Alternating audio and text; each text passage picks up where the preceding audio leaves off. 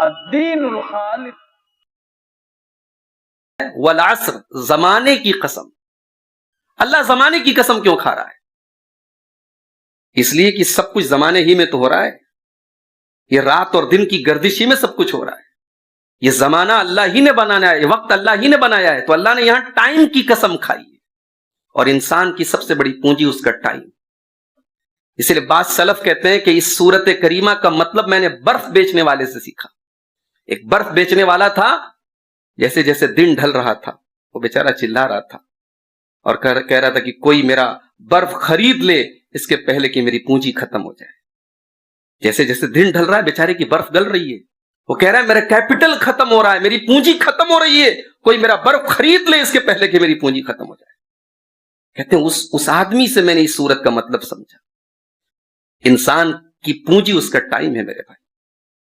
انسان، آپ یہ دیکھیے دسمبر کا مہینہ ہے، 31 دسمبر کی رات میں لوگ نئے سال کا جشن مناتے ہیں. پوری دنیا میں شاید سال بھر میں اتنی شراب نہیں پی جاتی جتنی 31 دسمبر کی رات پی جاتی ہے. بڑے بڑے ہوٹل بک ہوتے ہیں، کتنی رنگ رلیاں منائی جاتی ہیں. حالانکہ نئے سال کا آنا اس کا یہ مطلب نہیں کہ ہم جشن منائیں. یہ تو ہمارے کندھے پر اور ذمہ داری آ گئی کہ صاحب ہماری زندگی کا ایک سال اور کم ہو گیا، ہماری کتاب کا ایک پنا اور پلٹ گیا، ایک ورق اور الٹ گیا، ایک اور اینٹ گر گئی دیوار حیات سے، اور ناداں یہ کہہ رہا ہے نیا سال مبارک. انسان کی سب سے بڑی پونجی اس کا وقت ہے میرے بھائی. اسی لیے اللہ کے پیارے نبی فرماتے ہیں اغتنم خمسن قبل خمسن، 5 چیزوں کی قدر کرو 5 چیزوں کے آنے سے پہلے. شبابک قبل حرمک، اپنی جوانی کی قدر کرو بڑھاپے کے آنے سے پہلے. وصحتک قبل سقمک، اپنی تندرستی کی قدر کرو بیماری کے آنے کے پہلے. کتنے لوگ ہیں کل تک صحت مند تھے، اچھے خاصے تھے، چلتے تھے پھرتے تھے، آج بستر پڑے صاحب، موت کی زندگی کی گھڑیاں گن رہے ہیں، موت کا انتظار کر رہے ہیں. اگر اللہ نے آپ کو صحت دی ہے میرے بھائی، اللہ کا شکر ادا کیجیے اور اس تندرستی کی قدر کیجیے. وَغِنَاكَ قَبْلَ فَقْرِكَ، اپنی دولت کی قدر کرو اس کے پہلے کہ تم فقیر ہو جاؤ. آج آپ دوسروں کو دینے کے لائق ہیں، کہیں ایسا نہ ہو کہ کل لینے کے لائق ہو جائیں. آج دوسرے آپ کے آگے ہاتھ پھیلاتے، اللہ نہ کرے وہ حالات نہ آ جائیں کہ آپ کو کسی کے آگے ہاتھ پھیلانا پڑے.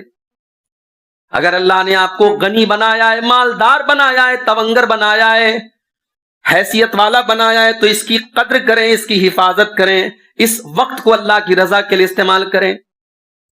وَفَرَاغَكَ قَبْلَ شُغْلِكَ، اور آگے اللہ کے نبی فرماتے کہ اپنے ٹائم کی قدر کرو اس کے پہلے کہ تم بزی ہو جاؤ.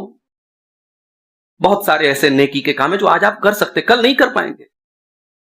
انسان کبھی کبھی کہتا ہے نا فلاں، اب جیسے یہ پروگرام ہو رہا ہے، میں ابھی کئی لوگوں کو میں نے ٹیلی فون کر کے کہا کہ بھائی صاحب آپ کے محلے میں پروگرام ہے، کیوں نہیں آ رہے آپ؟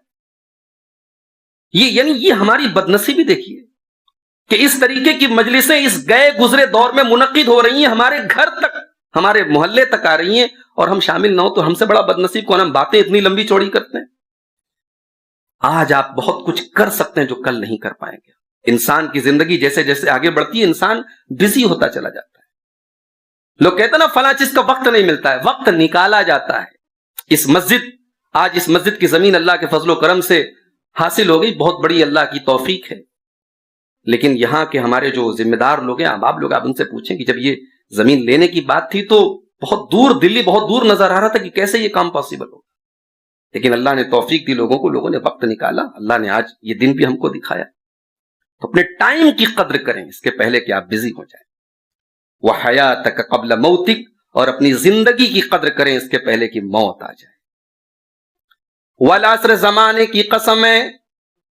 اور ایک مطلب اس کا علماء نے یہ بھی لیا ہے کہ عصر کے ٹائم کی قسم ہے. عصر کا ٹائم جو ہوتا ہے یہ اس بات کی علامت ہوتی ہے کہ اب دن ڈھلنے والا ہے، اب دن اپنے آخری ٹائم پر ہے. تو دنیا کی عصر بھی ہو چکی ہے، اب دنیا کی مغرب ہونے والی ہے. اللہ کے نبی کے آنے کے بعد اب قیامت کے ہم قریب ہوتے چلے جا رہے ہیں. اب یہ نبی کے جو دور ہے یہ دنیا کی عصر ہے، اب دنیا کی مغرب آنے والی ہے، اب دنیا ختم ہونے والی ہے. اس میں انسان کو یہ انڈیکیٹ کیا گیا ہے کہ اے انسان، تیری زندگی کی عصر کا ٹائم آ چکا ہے، اب تیری زندگی کا سورج غروب ہونے والا ہے. اب آپ عبداللہ ابن عمر کی جو حدیث آپ نے سنی، اسی حدیث کو یہاں آپ یاد کر لیجیے. کہ شام ہو جائے تو صبح کا انتظار مت کرو، صبح ہو جائے تو شام کا انتظار کرو۔ ہر شام کو یہ سوچ کر کے سو جاؤ کہ آج اگر مر گئے تو کس حال میں مریں گے۔ اور اللہ کے نبی فرماتے ہیں کل عبد یبعث علی ما مات علیہ، بندہ جس حال میں مرے گا اسی حال میں کل قیامت کے دن اٹھایا جائے۔ جب بھی دل کوئی گناہ کا کام کرنے کا ارادہ کرے میرے بھائی، آپ سوچئے کہ اسی حال میں اگر اللہ نے اٹھا لیا تو ہم کیا جواب دیں گے۔ 31 دسمبر کی رات پوری دنیا میں جشن منایا جائے گا، ہیپی نیو ایئر، 2022 ختم، 2023 شروع۔ میرے بھائی ہماری زندگی ایک درخت ہے، اور ہر نیا سال جب آتا ہے تو ہمارے اس درخت میں سے ایک پتا جھڑ جاتا ہے، ہماری زندگی کی عمارت میں سے ایک اینٹ کم ہو جاتی ہے، ہماری زندگی کی کتاب میں سے ایک پیج نکل جاتا ہے، اور ہم جشن منا رہے ہیں۔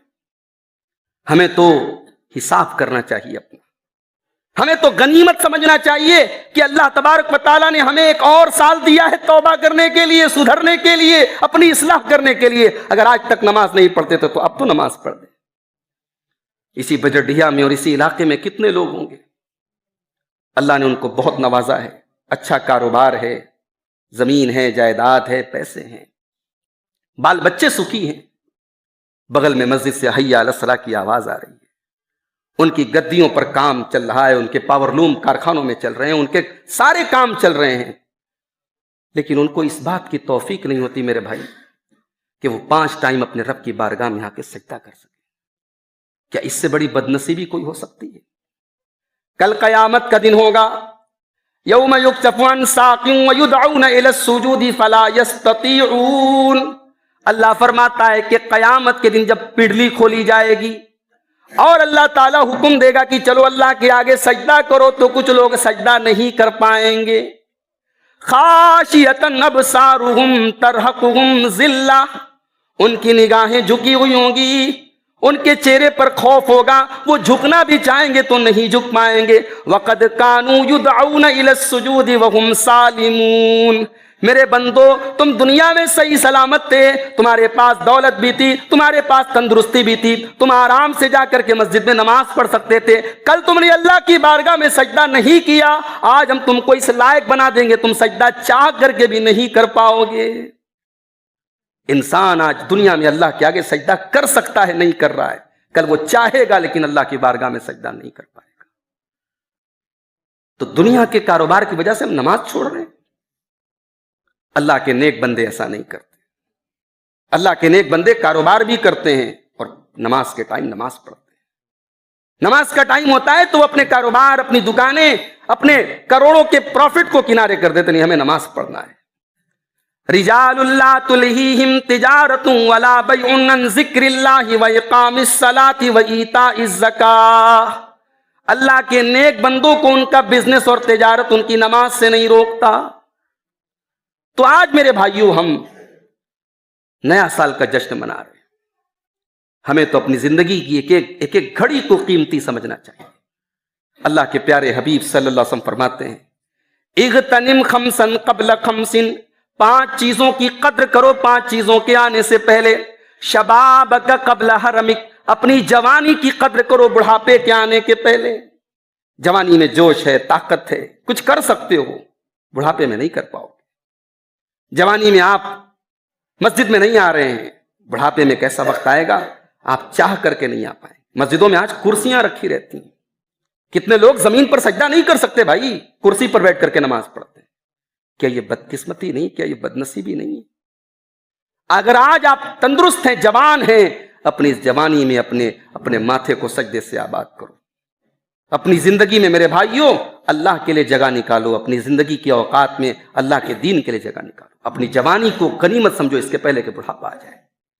وصحتک قبل سقمک، اپنی تندرستی کی قدر کرو اپنی بیماری کے آنے کے پہلے۔ وغناک قبل فقرک، اپنی دولت کی قدر کرو اپنے غریب ہونے کے پہلے۔ وفراغک قبل شغلک، اپنے ٹائم کی قدر کرو اپنے بزی ہونے کے پہلے۔ وحیاتک قبل موتک، اپنی زندگی کی قدر کرو اپنی موت کے آنے کے پہلے۔ اس دنیا میں اللہ نے ہمیں ایک مقصد کے لیے پیدا کیا ہے، ہم بیکار نہیں پیدا ہوئے ہیں، اللہ نے ہمیں بے مقصد نہیں پیدا کیا ہے۔ اگر ہم یہ سمجھتے ہیں بس یہاں کھانا ہے، کمانا ہے، انجوائے کرنا ہے، پھر مر جانا ہے، نہیں، یہ ہماری غلط فہمی ہے۔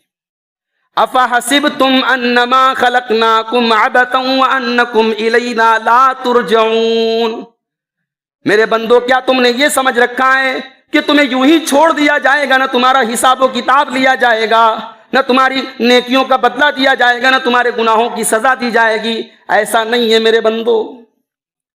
اَيَحْسَبُ الْإِنسَانُ أَن يُتْرَكَ سُدًى أَلَمْ يَكُن نُطْفَةً مِّن مَّنِيٍّ يُمْنَىٰ، کیا انسان یہ سمجھتا ہے کہ اسے بیکار چھوڑ دیا جائے گا؟ جو اللہ منی کے قطرے سے جیتا جاگتا انسان پیدا کر سکتا ہے، وہ اللہ کل قیامت کے دن تمہیں دوبارہ زندہ کر کے تمہارا حساب بھی دے سکتا ہے۔ آج انسان دنیا کے پیچھے بھاگ رہا ہے، آخرت کی نعمتوں کے سامنے دنیا کی کیا اوقات ہے میرے بھائی؟ آج کتنے نوجوان ہیں دنیا کی لڑکیوں کے پیچھے، عورتوں کے پیچھے بھاگ رہے ہیں۔ کبھی قرآن میں سورہ رحمان کی تلاوت کرو کہ جنت کی عورتیں کیسی ہیں۔ کچھ لوگ اعتراض کرتے ہیں کہ یہ مسلمانوں کے یہاں جنت کی حوروں کا تذکرہ ہے، لوگ تانا مارتے ہیں کہ جنت کی حوروں کی خوبصورتی بیان کی گئی ہے۔ اسلام نیچرل دین ہے، اور نیچرل بات یہ ہے کہ عورت کی ضرورت ایک مرد کو ہے، اس سے کوئی انکار نہیں کر سکتا ہے۔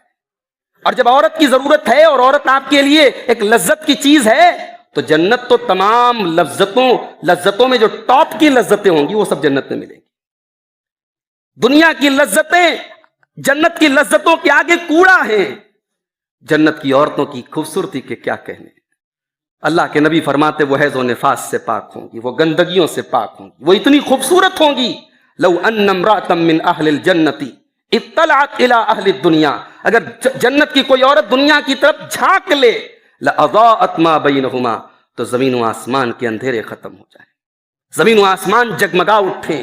وَلَمَلَأَتْ مَا بَيْنَهُمَا رِيحًا، جنت کی عورت دنیا کی طرف جھانک لے تو ان کی خوشبو سے دنیا بھر جائے۔ وَلَنَصِيفُهَا عَلَى رَأْسِهَا خَيْرٌ مِّنَ الدُّنْيَا وَمَا فِيهَا، اور جنت کی عورت کے سر کا دوپٹہ دنیا کی تمام نعمتوں سے بہتر ہے۔ اللہ، اس سے ایک بات یہ بھی پتہ چلی کہ جنت کی حوریں بھی سر پہ دوپٹہ رکھیں گی۔ مسلمان عورت اپنے دوپٹے پر ناز کرے کہ تجھے حوروں کا لباس دیا گیا، تیرے بدن کا، تیرے سر کا دوپٹہ، تیرے سر کی اوڑھنی یہ جنت کی حور کی اوڑھنی ہے۔ جنت کی حوریں بھی سر پر دوپٹہ رکھتی ہیں۔ اللہ کے نبی نے فرمایا کہ اس کے سر کا دوپٹہ دنیا کی تمام نعمتوں سے بہتر ہے۔ اس جنت کو چھوڑ کے تم دنیا کی عورتوں اور دنیا کی لڑکیوں کے پیچھے بھاگ رہے ہو، تم دنیا کی دولت کے پیچھے بھاگ رہے ہو۔ اللہ کے نبی کے پاس ایک بادشاہ نے ریشم کا کپڑا گفٹ کے طور پہ بھیجا، بخاری کی روایت، مسلم کی روایت۔ وہ ریشم کا کپڑا تھا، مکے میں ریشم کا کپڑا پہنا نہیں جاتا تھا۔ وہ ریشم کا جب جبہ آیا تو صحابہ اس کے کپڑے کو چھو کر کے کہنے لگے کتنا سافٹ ہے، کتنا ملائم ہے، کتنا بہترین کپڑا ہے۔ اللہ کے پیارے نبی نے جب اپنے صحابہ کو اس ریشم کے کپڑے کی تعریف کرتے ہوئے اور اس کی سافٹنس اور نرمی پر حیرت کرتے ہوئے دیکھا تو آپ نے کہا اتعجبون من ھذا، تمہیں حیرت ہو رہی ہے اس کپڑے کے اوپر کہ کتنا بہترین کپڑا ہے، کتنا سافٹ کپڑا ہے؟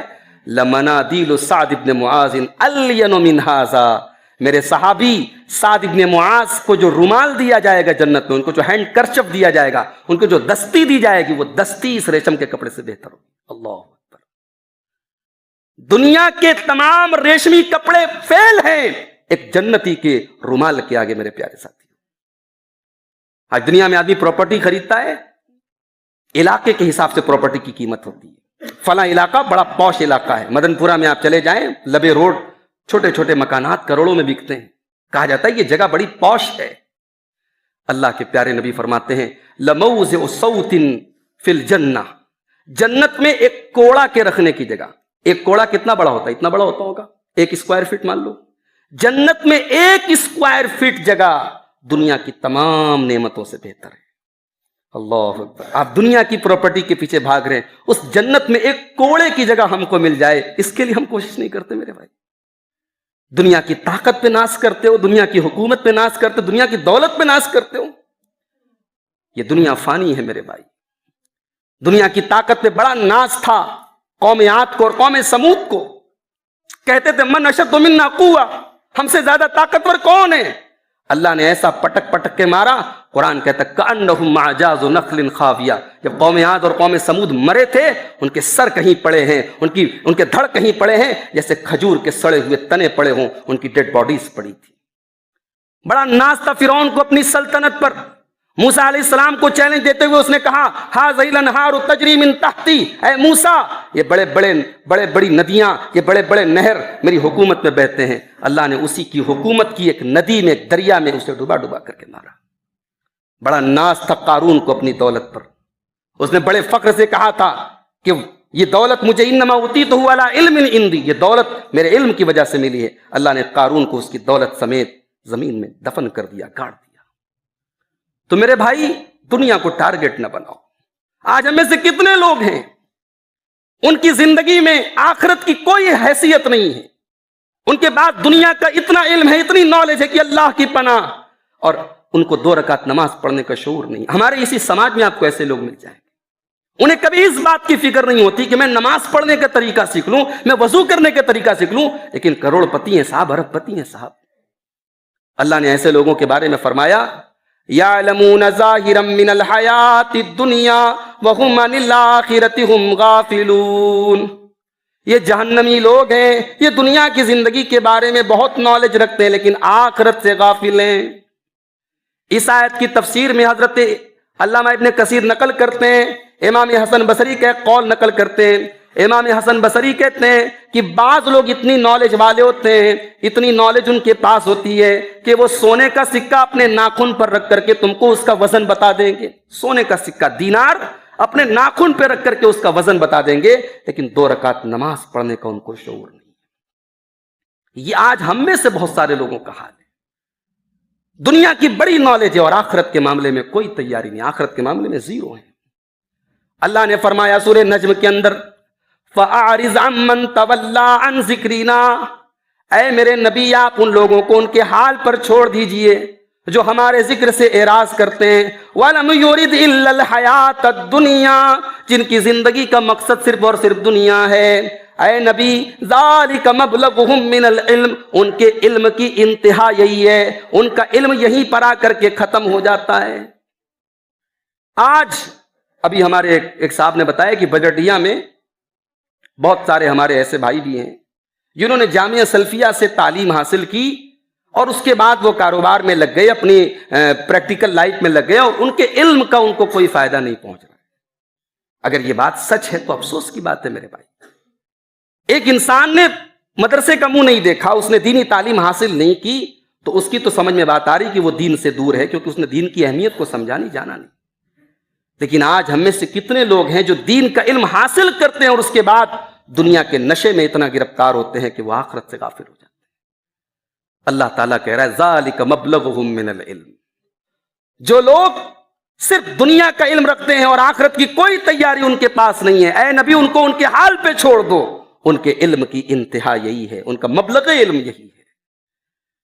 میرے عزیزوں، میرے بھائیوں، دنیا کو آخرت پر ہم ترجیح نہ دیں.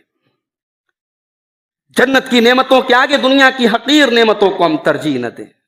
جمعہ کے دن آپ امام صاحب سے پہلی رکعت میں سورہ اعلیٰ کی تلاوت سنتے ہیں. سورہ اعلیٰ میں بار بار یہ آیت ہمارے کانوں سے ٹکراتی ہے، بل تؤثرون الحیات الدنیا والآخرۃ خیر وابقیٰ. میرے بندو، تم دنیا کی زندگی کو ترجیح دیتے ہو جبکہ آخرت کی زندگی زیادہ بہتر اور زیادہ باقی رہنے والی. کتنا نادان ہے وہ انسان جو دنیا کی 40 سال کی زندگی کے لیے اپنے آپ کو کھپاتا ہے، مرتا ہے، کٹتا ہے، اور وہ زندگی جہاں ہمیشہ رہنا ہے اس کے لیے کوئی محنت نہیں کرتا. اس کے لیے کوئی اس کی زندگی میں کوئی کوشش نہیں ہے، نہ مال خرچ کرتا ہے، نہ انرجی خرچ کرتا ہے، نہ ٹائم خرچ کرتا ہے. میرے بھائیوں، رات میں جا کے سوچو اپنے بستر پہ جانے کے ٹائم کہ ہماری زندگی میں ہم آخرت کے لیے کیا کر رہے ہیں. ہمارے نبی صلی اللہ علیہ وسلم کی زندگی کو دیکھیے، صحابہ کی زندگی کو دیکھیے. ان کی زندگیاں قربان تھی دین کے لیے، ان کی انرجیاں، ان کے وقت، ان کا علم سب قربان تھا اللہ کے دین کے لیے. آج ہم آخرت کے لیے کیا کر رہے ہیں میرے پیارے بھائی؟ آج دنیا میں جو بھی بگاڑ ہے، جو بھی فساد ہے، جو بھی خرابی ہے، کیوں ہے؟ کیونکہ آخرت کا ڈر ہمارے دل میں نہیں، آخرت کی فکر ہمارے دل میں نہیں. اللہ نے فرمایا وَأَمَّا مَنْ خَافَ مَقَامَ رَبِّهِ وَنَهَى النَّفْسَ عَنِ الْهَوَىٰ فَإِنَّ الْجَنَّةَ هِيَ الْمَأْوَىٰ. جو اللہ کی بارگاہ میں کھڑے ہونے سے ڈر گیا، جس کے دل میں یہ ڈر پیدا ہو گیا کہ اپنے پروردگار کے سامنے کھڑے ہونا ہے، اس کو حساب دینا ہے، وَنَهَى النَّفْسَ عَنِ الْهَوَىٰ، اور اس نے اپنے نفس کی خواہشات سے اپنے آپ کو کنٹرول کر لیا، روک لیا۔ دنیا میں یہ سب سے مشکل کام ہے، اپنے نفس کی ناجائز خواہشات کو کنٹرول کرنا۔ ابھی آپ نے بیوی کے تعلق سے تقریر سنی، یہ نکاح کیا ہے بھائی؟ یہ نکاح وہ حلال لمٹ ہے جہاں اللہ نے ہم کو روکا ہے۔ ہمارے اندر جتنی چیزوں کی خواہش ہے اللہ نے اس کا جائز اور حلال الٹرنیٹ ہم کو دیا ہے۔ بھئی ہمارے اندر پیسہ کمانے کی طلب ہے، اللہ نے حلال طریقے بنائے روزی کمانے کے لیے۔ ہم کو عورت کی ضرورت ہے، اللہ نے نکاح کا سسٹم رکھا ہے۔ ہم کو کھانے کی ضرورت ہے، اللہ نے حلال بے شمار چیزیں ہمیں دی ہیں۔ تو اپنے نفس کو حلال پر روک لینا یہی ہے تقویٰ۔